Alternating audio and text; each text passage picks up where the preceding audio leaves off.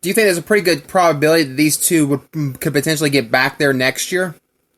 They're always going to be in the mix. Them Champion Victory Christian, but you can't leave out the North Florida Christians. You can't leave out the University Christian.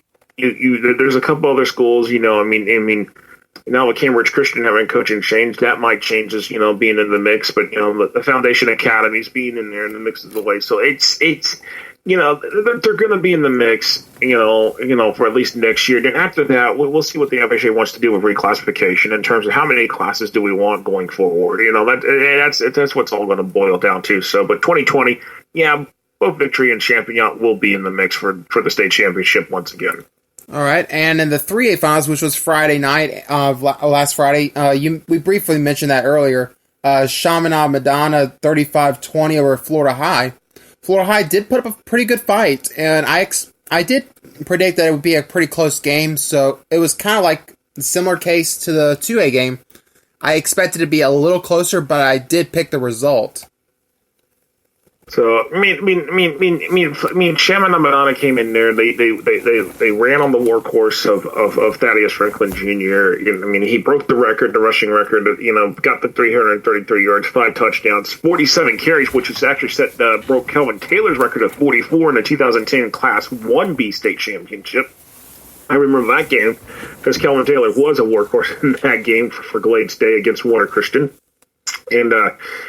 The big thing, though, is that, Thaddeus Franklin at least gets to hold that record of most carries by a running back in a state championship game. So, hats off to him, at least breaking 2 records, but, the one not holding up for more than 24 hours, it's kind of sad to see it happen, but, they say records are meant to be broken, and that's what happened, and again, as I said, it's probably something that we're not going to see happen again. I will go and I will put those 2 performances right there as 2 of the best performances I've seen out of any player in a state championship game.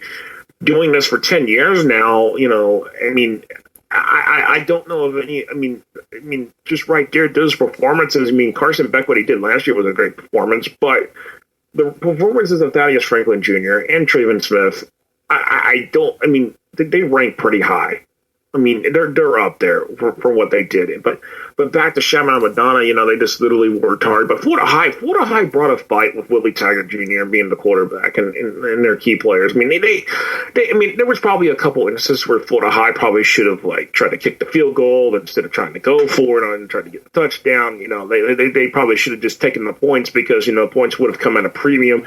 They put up a fight against Chaminade Madonna. They didn't let Chaminade Madonna walk over them. Most teams, that would play Chaminade Madonna, they would have folded at halftime and come out second half giving up. Florida High didn't do that. Florida High had the support of a strong home crowd, not just fans that of their own school, but fans that were supporting Team Tallahassee.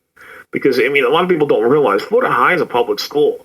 They're a developmental research school of Florida State University. So the big thing for that is that for Florida High, to do what they did, to get to their first state championship game in school history, something that, they had missed out 4 other times along the way. It's huge for them. And, and to compete against a program like Chaminade Madonna, and to choose to keep the score of 35-20, that's hats off to them. They should be proud of that. At the end of the day, and in Florida High will be probably much mixed, maybe in the mix again next year, depending on what Trinity Christian does. A lot of people thought it was going to be Trinity Christian and Chaminade Madonna in the 3A state championship this year, and things happen in Florida High.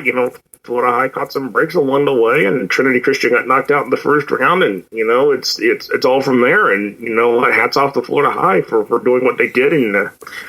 And I'm going to say this about Tallahassee for the crowd. 2A was about expected on the Thursday night, but the crowd was about expected what it would be. Give or take maybe a few more people than when we saw in Orlando. But Friday night and Saturday night, the crowds were there. It was there was noise. Chaminade Madonna actually brought a decent crowd for having to travel 7 hours. So. I mean, I really got to give the hats off to the Leon County School District for what they did. I mean, they literally they put on a first class event. Yeah, people say it's a high school stadium. Yeah, I get it. But for the venue size, it actually worked. And at the end of the day, the concessions Leon High School and Rickards High School got to open the concession for 3 straight days for being in the stadium. That was a chance for those schools to actually make extra money for their programs. And sure enough, that's the kind of thing you need in those kind of games, just where the schools are actually getting a chance to, maybe they're not playing for the state championship game. Maybe they're not even involved in that state championship game, and that's the aspect of playing on the field. But, they're earning revenue for their own program just because they're opening the concession stand. And that's something right there. I feel like, you got to go back to the roots. And it's not pocketing, a different group that, may not even put the money back into high school sports. At the same day, or is not benefiting a high school with the concession stands being the way they will, because it benefited those teams. Now, I don't know what this thing's going to be like when it comes to Daytona this week, which I know we're going to get to in a moment, but Daytona Stadium itself, 10,000 seats, that's still going to be a nice, it's going to be a nice atmosphere in the way it's set up. Maybe the schools are actually going to operate concession stands there, which would actually give them a chance to earn some money as well. So, I'm all for opportunities that's going to help the schools out along the way. And if, seeing it firsthand in Tallahassee, that, a couple of other schools in Tallahassee where it had the chance to operate the concession stands, do what they could, to raise money for their own programs. I'm for it, and I'll write about it, because you know what? Those are the little things people don't realize. It's like, hey, you know what? Maybe you look at it why they're having it at Gene Cox, not just because of the stadium size. Yeah, we get it. Maybe because look at it. Hey, these schools are actually getting to do something that they may not necessarily get to do any of the thing by having it at a 65,000 seat stadium owned by maybe an NFL team or a different city that owns it, that's owned by the taxpayers, and they have the expensive concessions. This was interesting. It wasn't expensive concessions. We were talking concessions that normal price concessions that you would pay at a high school football game, not $10 hot dogs. We're talking like $2-3 hot dogs at most. Okay, I actually like the sound of that. Honestly, that's making me want to consider going to one of these state championships next year. But that's a lot of people don't realize that. It's like, wait a second, these schools are working hard to think, and I have to bring that up, and that's not I'm going to put in a column, because I feel like a lot of people want to complain about it, but at the same time, you got to look past that. You've got to look beyond and see the other things, what's helping. At the end of the day, the other schools are getting the benefit from this. And at the end of the day, I would love to know like how much Leon earned, how much Rickards earned from the concession stand sales, because I feel like they've earned some money that will help their programs that they would not have gotten had the game stayed in Orlando, and it was the high price concession stands running through what the Central Florida Sports Commission and the Citrus Bowl had. I mean, I hate to call them out because they did a good job in Orlando, but at the same time, the atmosphere was totally different. And it actually, when you had when the stands were packed, you could hear the crowd. You could hear the crowd noise being a factor. So, that's what I want in the state championship game, is that crowd noise being a factor. And that sure was a case on Friday and Saturday night. Okay. Before we move into the large school classification, I was going to hit a soapbox moment on two things. One, I'm glad you mentioned the part about the stadium size. At the end of the day, they makes no sense for them to put it in a 70,000 seat stadium when at best we might end up maybe one game getting 5,000 to 10,000 in a single game. Florida just does not have the fan support to justify holding it in a 70,000 seat stadium in the first place. And by no means, they don't. And in addition to that, I heard a lot of the complaints in regards to being in Tallahassee, being too far to travel for the South Florida fans, but yet it's funny that there's a lot of people in South Florida that want all the championships to be hosted in Fort Lauderdale or Miami. So it's like, I call hypocrite on that end, because they want to bring all the state championships to South Florida, but yet they're going to complain about travel, but they don't seem to care about how it may affect the rest of the state in terms of travel. Right, and at the end of the day, you have a lot more teams in your 2A and 3A, especially 1A up in the northern part of the state, not much so in the south part of the state. So you got to really think about that, and that's huge. So that's the big thing right there. It's you want to talk about Orlando, and everybody's like, "Oh, Orlando was most central." Well, no, technically, no, it really isn't, because here's the thing: Panhandle teams would still have to travel 6 to 7 hours to get to Orlando, whereas Miami would still have to travel 3. If you really want to talk about where's the center point of the state, it's Jacksonville.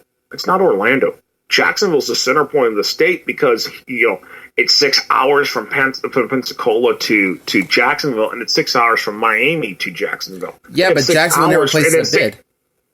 And the thing, but I'm just pointing this out. But then it's also 6 hours from Naples to Jacksonville. So it's if you go to the most point corners of the state, it's Jacksonville. Yeah, on the mainland now.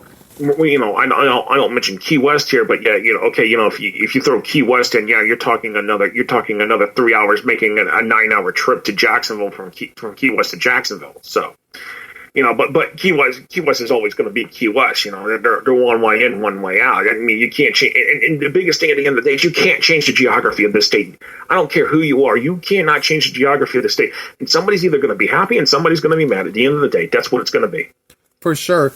And I'll go ahead and hit into, we'll start with the 4A championship, Bolles versus Miami Washington. This game, I like Miami Washington 34-14 over Bolles. Booker T. Washington, they've got a lot more talent than Bolles. Bolles, Bolles has not lost a game since week 1 playing University Christian. Booker T. Washington, it's really, the big thing about them is that they have to be prepared to deal with what I say is the duo for Booker T. Washington, and that's Tori Morrison and Ja'Cory Brooks. That's a big threat. If Bolles can shut them down, hey, you have a chance. If you can't, it's going to be tough to keep up with them, because they're that big of a dynamic duo, and that's the big thing. I mean, yeah, Bolles has got a good quarterback in Ben Netting, but at the same time, I mean, Bolles, what is Bolles? I'm not sure what Bolles is totally. What is Bolles under Matt Toblin? Because this is the first year under Matt Toblin. A lot of people didn't think Bolles would take a couple more years, but the fact that they beat Cocoa, and a lot of people thought it would be Cocoa, but I kind of went with Bolles just because it was at home. If that game had been at Cocoa, I would have taken Cocoa. So that's the thing. But for this game, it's neutral site. It's in Daytona. I mean, this is the first time they've met since 2014. They had played 4 straight years before that. Going from 2011 to 2014. I just there's some reason why I just say that Booker T is just probably going to win and win big in this one, just because it's the terms of the talent, and Booker T's got it, whereas Bolles is not necessarily got it in terms of the quality of speed, because that's the difference. It's going to be speed on the field. Bolles doesn't have it. Booker T does, and I've seen it already once this season with Booker T. They've got speed.